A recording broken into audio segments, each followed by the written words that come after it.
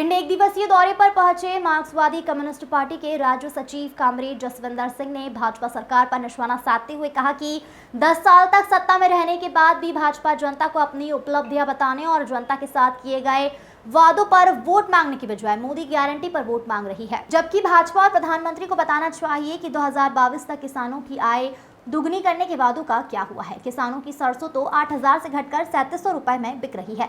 कई किसानों और खेत मजदूरों ने मोदी राज में आत्महत्या की है। जसविंदर सिंह ने भाजपा सरकार पर महंगाई, बेरोजगारी और महिला सुरक्षा को लेकर भी सवाल उठाते हुए कहा कि जनता सरकार की जन विरोधी नीतियों से खफा है, इसलिए भाजपा ध्यान भटकाने की कोशिश कर रही है।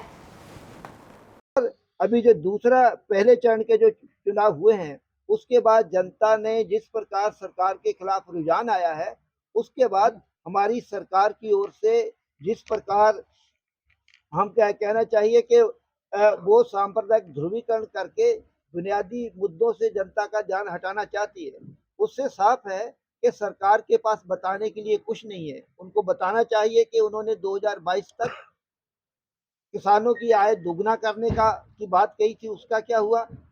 हर साल 2 करोड़ लोगों को रोजगार देने की बात कही थी, उसका क्या हुआ? उनको बताना चाहिए कि उन्होंने कहा था कि अब की बहुत हुई महंगाई की बात, तो अब 400 का जो सिलेंडर वो 1100 रुपए का, और जो भारतीय जनता पार्टी की चंद लोग धड़ोक राजनीति सामने है, उसके बाद भारतीय जनता पार्टी के खिलाफ जनता का जो वातावरण है, उस वातावरण को हम लोग और बनाना चाहते हैं।